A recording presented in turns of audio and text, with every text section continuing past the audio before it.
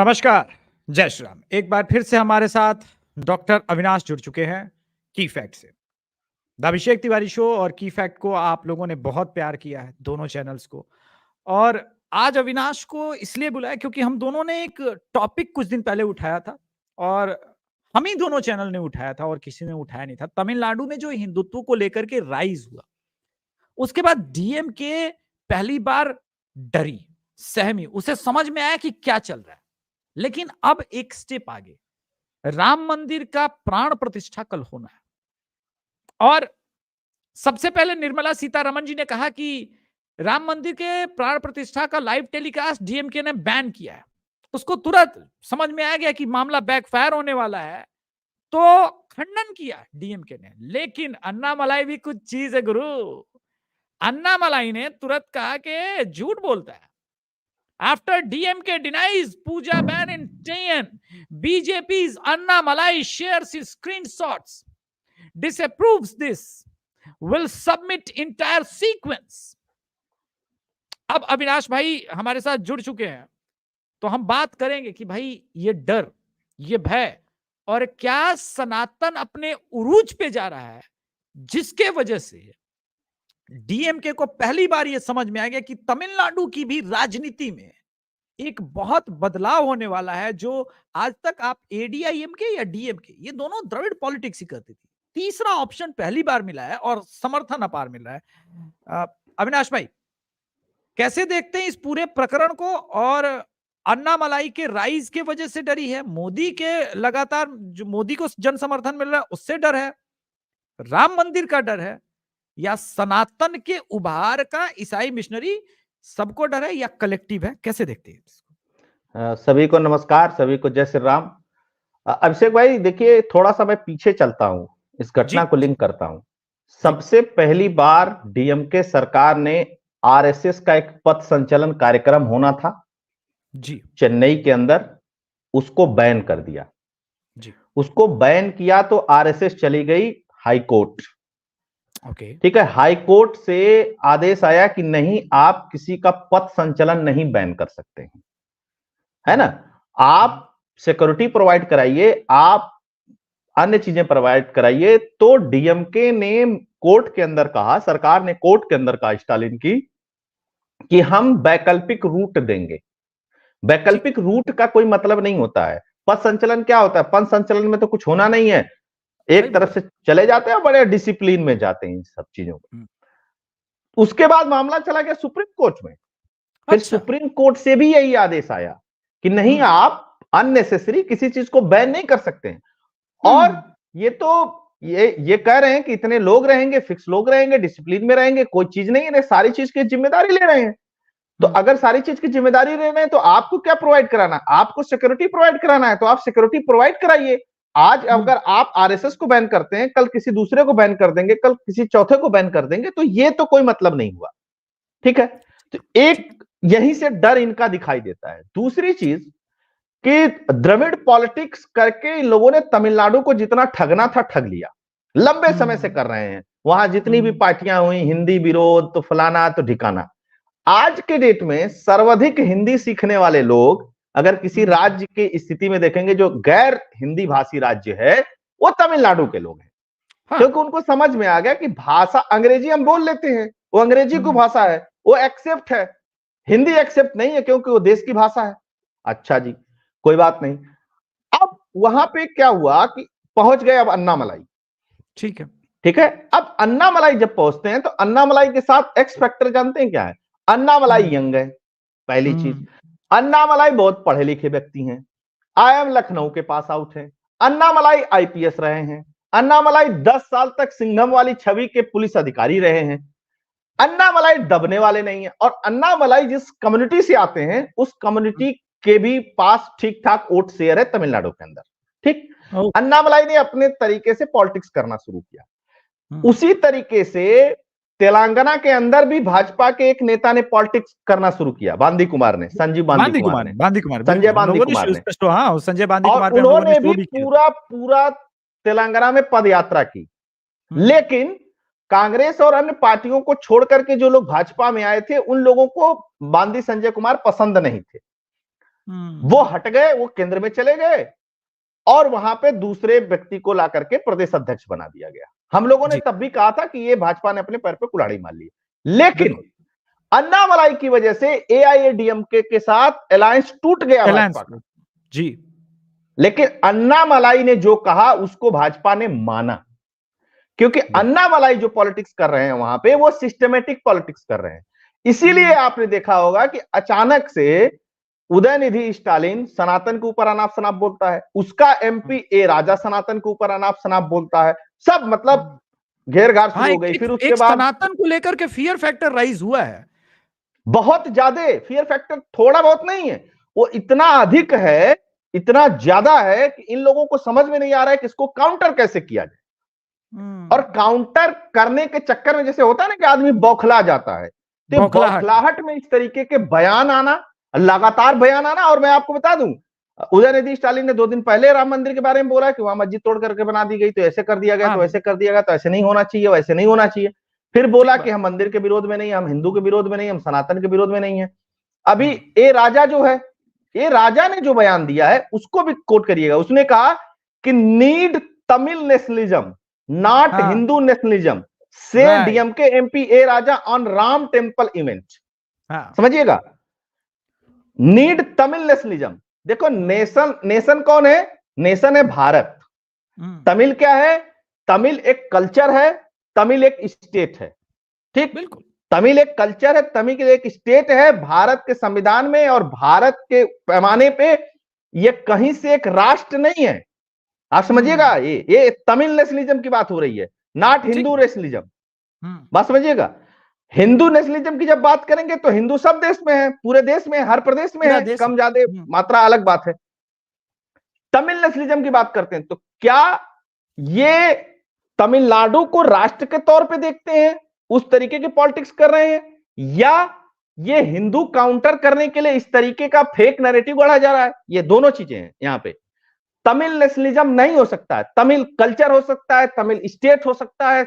अब कोई कहे यूपी नेशनलिज्म, कोई कहे बिहार नेशनलिज्म, कोई कहे बंगाल नेशनलिज्म, नहीं हो सकता, it's not possible, total wrong है। बिल्कुल, ये डिवाइड करने वाली पॉलिटिक्स, बिल्कुल ये आज ही का बयान है अभिषेक भाई, और ये शाम का बयान है, शाम का बयान है, चूंकि पहले बता दिया, मैं उसको कोट करने वाला था। अब दूसरी महत्वपूर्ण बात समझिए यहाँ पे जी, जो तमिलनाडु में, अब चूंकि आपको मैं बता दूं कि तमिलनाडु में जो टीवी नेटवर्क है, वो टीवी नेटवर्क में डीएमके का एक बहुत बड़ा शेयर होल्डिंग है, बहुत बड़ा, ठीक है। और इस तरीके के जो वहां पे माफियागिरी चलती है उसमें भी डीएमके का बहुत बड़ा होल्डिंग है। इन्होंने उनको कहा कि आप प्रसारण ही मत दिखाइए, लाइव प्रसारण का मतलब यूट्यूब नहीं रोक लोगे किसी का, लाइव प्रसारण का मतलब है टीवी पे नहीं दिखाई देना है। क्योंकि इनको क्या लगता है, अच्छा प्रधानमंत्री गए हैं, डीएमके के नेता उन्हीं के साथ मंच शेयर कर रहे हैं एज ए प्रोटोकॉल। प्रधानमंत्री तुम्हारे तमिलनाडु में सारे प्राचीन मंदिर में जा रहे हैं जहां भगवान राम से संबंधित चीजें हैं, रामेश्वरम गए हैं, ये लोग एकदम डरे हुए हैं। और विपक्ष का डर स्वाभाविक है अभिषेक भाई, क्योंकि मैं आपको बता दूं जी, ये एक चीज और इसमें समझने वाली बात है कि जो लोग कहते हैं कि भगवान राम सबके हैं, वो सच है, मैं उस पर डिनाई नहीं करता, भगवान राम सबके हैं, लेकिन तुम लोग इसको मानना कब शुरू किए हो? अभी जल्दी जल्दी ना। बीजेपी ने तो इस पे सरकारें कुर्बान की हैं, तो जाहिर सी बात है वो पार्टी है तो वो पार्टी फायदा लेगी, इसमें कौन सी बड़ी बात है। और मैं तो कहता हूं बीजेपी के लोगों को खुल कर बोलना चाहिए कि हाँ हम फायदा लेंगे इसका, भगवान राम हमको आशीर्वाद देंगे तो हम फायदा जरूर लेंगे। जी, मैंने कल अविनाश भाई इस पे शो किया और मैंने कहा था कि भगवान राम सबके नहीं है। ऐसा नहीं है कि भगवान राम कुंभकर्ण के भी थे, भगवान राम रावण के भी थे। रावण ब्राह्मण था लेकिन जलाया जाता है, और प्रभु श्री राम क्षत्रिय थे। किस तरह से हमें बांटा जाता है, ब्राह्मण में, राजपूत में, क्षत्रिय में, हम नहीं देखते, हम नहीं जानता। मैं और अविनाश ग्राउंड पे जितना कवर करते हैं, हम दोनों साथ में जितना समय बिताते हैं, हम नहीं जानते। हम दोनों का तो कितनी बार फेसबुक पे कमेंट में बहस होता है इस वजह से कि भाई आपस में हमें ब्राह्मण क्षत्रिय में मत बांटो। और कई एक चीज और बता दूं अभिषेक भाई, आपने बहुत सही विषय उठाया, मैं एक मिनट लूंगा इस विषय पे। आप एक चीज सोचिएगा, मैं टीवी पे उन बड़े बड़े चेहरों को देखा हूं जिन्होंने कहा है कि वहां मंदिर बन जाना चाहिए, वहां हॉस्पिटल बन जाना चाहिए, हाँ हाँ। लेकिन 5 एकड़ जमीन और मिली है मस्जिद बनने के लिए। किसी के जबान नहीं है, मतलब मुंह में जबान नहीं है कि उस पे भी कह दे कि भैया वहां पे भी ये बन जाना चाहिए, पहली बात। नहीं, दूसरी बात उस आप पे मैं समझिएगा, आऊंगा जी। जब पॉलिटिक्स में आपको घाटा होने लगा, हम्म। लालू ने लालकृष्ण आडवाणी को क्यों गिरफ्तार किया था? भाई सीधी कांग्रेस का बात नेता है। कोई गिरफ्तार हुआ था कि समाजवादी पार्टी का नेता गिरफ्तार हुआ था कि डीएमके का नेता गिरफ्तार हुआ था कि टीएमसी का नेता गिरफ्तार हुआ था कि बसपा का नेता गिरफ्तार हुआ था कि जेडीयू का नेता गिरफ्तार हुआ था कि आरजेडी का नेता गिरफ्तार हुआ था? लालकृष्ण आडवाणी क्यों गिरफ्तार हुए थे? क्योंकि वो राम यात्रा निकाल रहे थे, राम रथ निकाल रहे थे, इसीलिए ना गिरफ्तार किया गया था आडवाणी जी को। और भाई बीजेपी आडवाणी की जी 3 के रथ सरकारें क्यों यात्रा गई के थी? वजह से, आडवाणी जी के रथ यात्रा के वजह से जो जातीय संघर्ष के वजह से हिंदू आपस में लड़ रहा था, वो जाति का बंधन टूट रहा था। और ये बिल्कुल, जातिवादी जो नेताओं को मंडल कैसे कमंडल की एक्सेप्ट करते? राजनीति ये लोग करना चाहते थे, जो मंडल आयोग के लागू होने के बाद बीपी सिंह ने जो राजनीति शुरू करवाई थी, उसको भी तोड़ा था। लेकिन गिरफ्तार क्यों हुए थे, ये सबसे महत्वपूर्ण बात है। किस चीज के लिए गिरफ्तार हुए थे? सरकार बचाने के राम, लिए? नहीं नहीं, रामलला का काम था भाई। और तो इसी कौन सी बात पे पार्टी मुझे का वो और भी नेता गिरफ्तार हुआ था? नहीं अविनाश भाई, अच्छा, इसी बात तीन पे मुझे तीन याद है। सरकारें किसने कुर्बान की थी? 3 सरकारें अयोध्या में जब बाबरी ढांचा गिराया गया तो 3 सरकारें किस पार्टी की कुर्बान हुई थी? और आज तक इतिहास में किसी की औकात नहीं है कि अपनी सरकार कुर्बान कर दे भगवान के नाम पे। अरे तुम लोग बड़े, अगर इतने भी सेकुलर हो, तुम लोग अल्लाह के नाम पे भी कुर्बान करते तो हम जान लेते कि भाई हाँ, हो खतना वतना करा के बने हो मुसलमान कट्टर। वो भी तो तुमसे नहीं होता। और आपने जो बोला ना राम मंदिर, दर्शकों को बोलूंगा थोड़ा गूगल कीजिए।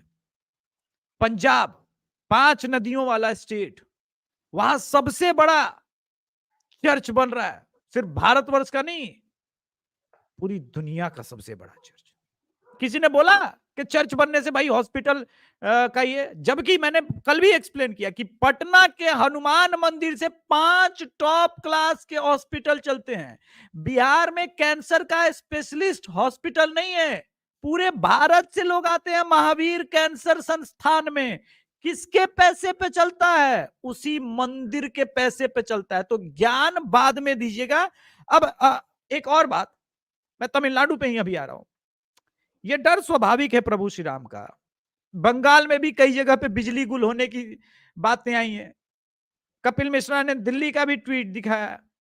अरे बेवकूफी, इन्हें यह पता नहीं कि सोशल मीडिया के इस दौर में तुम लाइट काट दोगे, तुम केबल टीवी पे या डीटीएच पे नहीं दिखाओगे तो लोगों के पास सेलफोन है। और सेलफोन जिसके पास है, मोबाइल जिसके पास है, वो प्राण प्रतिष्ठा नहीं देखेगा। जो राम भक्त है वो प्राण प्रतिष्ठा नहीं देखेगा। और फिर तुम कहते हो राम सबके हैं। वेस्ट बंगाल में ममता दीदी कई जगह पूजा परफॉर्म नहीं होने दे रही है क्योंकि वहां पे डेमोग्राफी, मुसलमानों को बुरा लगेगा। है? मुसलमानों को बुरा लग जाएगा भाई, ऐसा क्या है? किस बात के लिए मुसलमानों को बुरा लग जाएगा? तो ये जो इस प्रकार की चीजें हो रही है, उसको लेकर के एक चीज समझ में आया ना अविनाश भाई, कि राम कहने से होता नहीं है कि सबके हैं। आज वामपंथी वो लेनिन की मूर्ति की पूजा कर रहा है और वामपंथी फिर कहेंगे मूर्ति पूजा तो है, गलत है। अबे तुम पगला गए हो क्या? भारत का लेनिन के साथ क्या रिश्ता? अब आते हैं वापस डीएमके पे। ये ठीक है, अन्नामलाई से आप डर रहे हैं प्रभु श्री राम के, लेकिन वो सनातन का उभार तो दिख रहा है भाई तमिलनाडु में। मुझे तो लगता है कि तमिलनाडु में इस बार बीजेपी इसी लोकसभा में हिस्ट्री क्रिएट कर सकती है जी। अब सोचिए कि 200 से अधिक मंदिर हैं तमिलनाडु में भगवान राम के। हाँ 200 से ज्यादा और प्राचीन मंदिर हैं जी बिल्कुल। अब लोग चाहते थे कि गरीबों को खाना खिलाया जाए, मिठाई बांटी जाए, पटाखे छोड़े जाए, भजन कीर्तन हो। इस पे रोक लगा रही है पुलिस। पुलिस कह रही तुम्हारा वो पंडाल तोड़ देंगे, तुमको घुसने नहीं देंगे, तुम्हारा ये कर देंगे, तुम्हारा वो कर देंगे। आप समझ रहे हैं ना इस चीज को?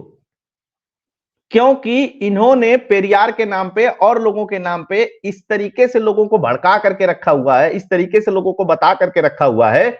और उसी तमिलनाडु में एक तमिल प्राइड की बात करने वाली पार्टियों के सह पे बड़े पैमाने पे क्रिश्चियन कन्वर्जन हुआ है, बड़े पैमाने पे। अभिषेक बड़े भाई, पैमाने पे, थोड़े mass मोड़े level पे, पैमाने पे नहीं, बड़े पैमाने पे। हम्म, वेयर इज तमिल प्राइड? हम्म, कहां है भाई वो प्राइड? तब वो प्राइड नहीं दिख रहा था, तब वो चीजें नहीं दिख रही थी। ठीक बात है?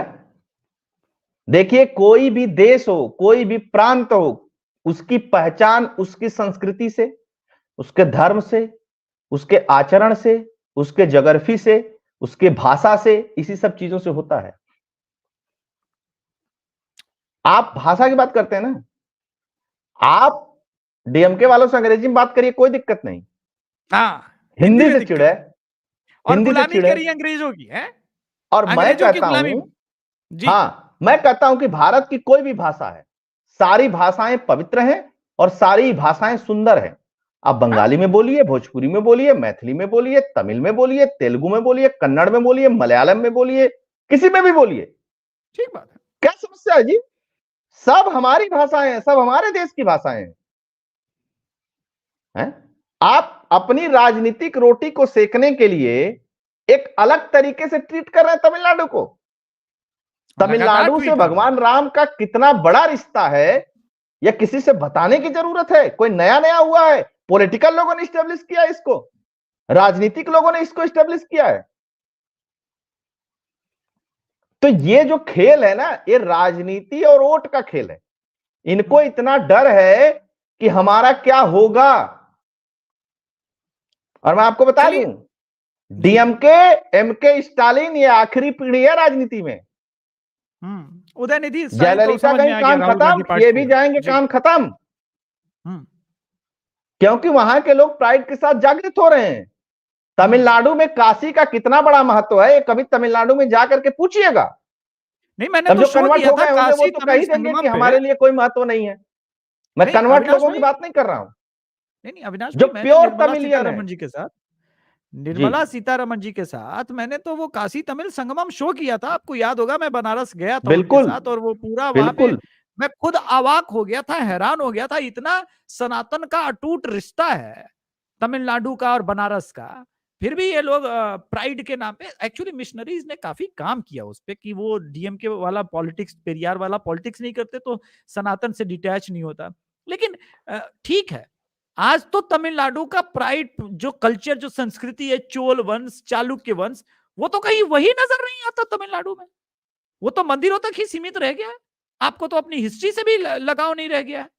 जी, अब आपको बता दूं, ये कह रहे हैं लाइट चली जाएगी, तमिलनाडु सरकार कह रही है कि कानून व्यवस्था बिगड़ जाएगी। अच्छा जी, फिर इनके मंत्री आके खंडन कर रहे हैं कि ऐसा कुछ नहीं है। अन्नामलाई आकर के वो सारा स्क्रीनशॉट और वो सारे डिटेल्स दे दिए हैं कि नहीं ये है। आप बताइए भैया, आप एकदम डायरेक्ट कह दीजिए ना इस चीज को कि हम नहीं करेंगे, मंच पे कह दीजिए, उसके बाद जनता समझ लेगी एनडीए अलायंस को, एनडीए अलायंस को, कांग्रेस को, सबको समझ लेगी। बिल्कुल है ना। कांग्रेसी जब डर गए तो जाने लगे सरयू जी में स्नान करने, तो दौड़ाए गए ना राम भक्तों के द्वारा। अभिषेक भाई, अच्छा बताइए, एक व्यक्ति अमेरिका चला गया, वो भी बढ़िया कमा रहा है, खूब बढ़िया उसका घर होगा, खूब बढ़िया उसकी सारी चीजें होंगी, सारी व्यवस्थाएं होंगी।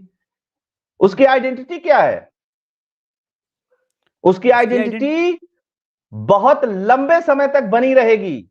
और क्या बनी रहेगी? कि वो भारतीय मूल का है, भारतीय है। क्या क्या मतलब है भारतीय होने का? पैदा होना, खाना, भोजन, गाड़ी, ये होना है भारतीय होना। अमेरिकन होना ये है, अफ्रीकन होना ये है, ब्रिटिशर्स होना ये है नहीं। वहां की जो संस्कृति है, वहां की जो कला है, वहां की जो भाषा है, वहां का जो कल्चर है, वह उस देश को देश बनाता है। ठीक बात। पाकिस्तानियों का आज तक एक्सेप्टेंस नहीं है।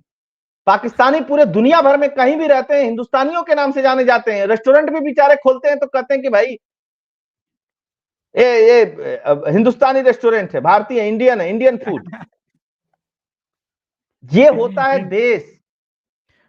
पूरा बांग्लादेश और पाकिस्तान इंडियन सबकॉन्टिनेंट बोला जाता है, लोगों को पता ही नहीं है किस लिए बोला जाता है, क्या मतलब है उसका।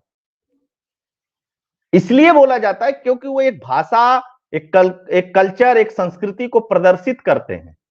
सही जब बात। आप बोलते हो कि ये मैं गया था और मैं बिहार में गया और मैंने वहां पे दही चूड़ा खाया, छठ सही माँ बात। का पूजा, छठ माँ का पूजा तो सब जगह होता है, यूपी में भी होता है, पूरे देश भर में अलग अलग जगह पे, बिहार से गए हुए लोग, पूर्वांचल से गए हुए लोग करते हैं, वहां सही पे भी बात। करते हैं।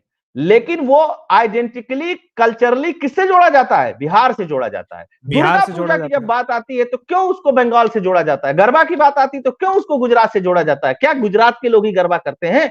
नहीं, वो वहां की बिल्कुल नहीं। संस्कृति को प्रदर्शित करता है। और भारत में जितने भी राज्य हैं वो भाषा और संस्कृति दो के आधार पे बने हैं, और दुनिया में जितने भी राष्ट्र हैं वो भाषा और संस्कृति के आधार पे ही बड़े हैं, एक्सेप्ट पाकिस्तान और बांग्लादेश। ठीक बात है, ठीक बात है। ओके, अब एक दो प्रश्न ले लेते हैं। अविनाश भाई, आप ही से एक प्रश्न पूछा गया है। Jai Shri Ram, but why almost mandir अंदर state, not any church or mosque? Why Modi government is not taking any changes on this policy? मुझे लगता है कि आपको थोड़ा इंतजार करना पड़ेगा। तमिलनाडु में अन्नामलाई जी को अगर आप फॉलो कर रहे हैं तो इस मुद्दे को लगातार उन्होंने उठाया है और अपार जन समर्थन नहीं, मिला है। यह मुद्दा है लोगों का, और इसमें जी बहुत सारी जगह, जैसे उत्तराखंड में देखिए सरकार के कंट्रोल से बाहर है, उत्तर प्रदेश में सरकार के कंट्रोल में नहीं है, उत्तर प्रदेश में सरकार के कंट्रोल से बाहर है, बहुत सारे जी, प्रदेशों में सरकार के कंट्रोल से बाहर है। ठीक बात है। ऐसा नहीं है कि हर जगह हर मंदिर ही सरकार के कंट्रोल में है, लेकिन जो भी बड़े मंदिर हैं, ये हिंदुओं की मांग है कि उसको सरकार के कंट्रोल से बाहर किया जाए। नहीं, होना भी चाहिए भाई, मेरा भी मांग है कि भाई बिल्कुल, ये क्या मतलब हो गई है भाई, आप मंदिरों का फंड। विशाल दिक्कत पटेल ये जी है का कि सवाल सही है। और बिल्कुल। मुझको लगता है कि इस देश में कम से कम 22-23 लाख मंदिर हैं, और उससे भी बड़ी बात मैं आपको अभिषेक भाई बताऊं कि एक प्रोजेक्ट चलना चाहिए, चाहे वो कोई भी चलाए, चाहे उसको प्राइवेट कंपनी चलाए, चाहे लोगों के सहयोग से चले, चाहे उसको सरकार चलाए, कोई भी चलाए। पहले तो आप इंडेक्सिंग करिए कि आपके पास कितने मंदिर हैं, किस स्टेट में कहां कहां हैं, और उनकी उपयोगिता क्या है, उनमें कौन से भगवान विराजित हैं, उनको उनकी उनकी पूजा पद्धति क्या है, उनका कल्चर क्या है। हमारे पास है ही नहीं। हाँ, अगर गिने चुने 200-400 मंदिर जो बड़े मंदिर हैं उनको छोड़ दिया जाए तो किसी का इतिहास भूगोल ही नहीं पता आज के देश में। सही बात है, एकदम सही बात है। इंडेक्सिंग ही नहीं है। आप आज आज आपसे बिहार में पूछा जाए कि आपके बिहार में कितने घर हैं, आप बता देंगे तुरंत वेबसाइट खोल करके कि बिहार में हाउस होल्ड की संख्या इतने करोड़ है, बता देंगे ना। बिल्कुल, बिल्कुल, बिल्कुल, वो तो भाई जो आप अपडेटेड जनसंख्या है भी जो। बता देंगे, लेकिन आपसे बिल्कुल, पूछ लिया जाए कि आपके बिहार में कितने मंदिर हैं तो आप नहीं बता पाएंगे। कोई रिकॉर्ड नहीं ही नहीं बता, है, कोई कोई डेटा ही रिकॉर्ड नहीं नहीं, है। बिल्कुल, बिल्कुल, पता बिल्कुल। तो होना चाहिए ना। हम्म। एक चेन्नई के जी। दर्शक का क्वेश्चन आया है। आई लिव इन चेन्नई, ऐसा ही हो रहा है, प्रेसिडेंट रूल लगेगा? नहीं, प्रेसिडेंट रूल नहीं लगेगा आपको। आप चेन्नई में रह रहे हैं फिर भी आपको पता नहीं है, प्रेसिडेंट रूल ऐसे नहीं लग जाता भाई। ठीक है। सुप्रीम कोर्ट हाँ, बैठा ये हुआ का भी हटा देगा। हाँ, तमिलनाडु में बीजेपी को कुछ सीटें आएंगी क्या? आ, देखिए, वोट उम्मीद शेयर तो अगर है इस बार। बीजेपी अगर 16% तक बढ़ा ले जाती है, तो मैं जो डेटा प्रेडिक्ट करता हूँ, डेटा डेटा के हिसाब से जब राजनीतिक विश्लेषण करते हैं उसके हिसाब से अगर हम समझे, अगर 16% पहुंच जाता है तो 4 लोकसभा की सीटें निकाल लेगी बीजेपी। और मेरा मानना है कि 3 से 4 इस बार निकालेगी, और छोटे छोटे अलायंस के साथ वो लड़ेगी, और बहुत जबरदस्त काम हो रहा है। खैर, अविनाश भाई, आप हमारी शो में आए उसके लिए बहुत बहुत धन्यवाद। दर्शकों से निवेदन है, the Abhishek Tiwari show and की फैक्ट को सब्सक्राइब कीजिए, सपोर्ट कीजिए। सपोर्ट करने के लिए नंबर स्क्रीन पे है, आप हमें सपोर्ट कर सकते हैं, मंथली ज्वाइन बटन ले सकते हैं। धन्यवाद। जय श्री राम, हर हर जय महादेव। और हिंद, कल, जय श्री राम। कल के लिए दीपावली तो आप मना रहे हैं, लेकिन पटाखे जरूर जलाइए ताकि लिबरलों के बिल्कुल, सीने पे कुछ फटे हैं। पटाखे जलाइए, लड्डू बांटिए, मिठाई बांटिए, घर में बांटिए, जितना आपका सामर्थ्य उतना बांटिए, खुशी मनाइए, और भजन गाइए, हरे राम हरे कृष्णा गाइए। दुनिया भर के बिल्कुल, भजन, इतने मोदी जी के ट्विटर पे चले जाइए, जितने भी लोग भजन गा रहे हैं राम जी के ऊपर, सब मोदी जी उसको ट्वीट कर रहे हैं, सबको, उनको जितने भी हैं, प्रमोट कर रहे हैं छोटे मोदी गायक जी, बड़े बिल्कुल। गायक सबको। सही बात है। ठीक। धन्यवाद। जय श्री राम। जय श्री राम।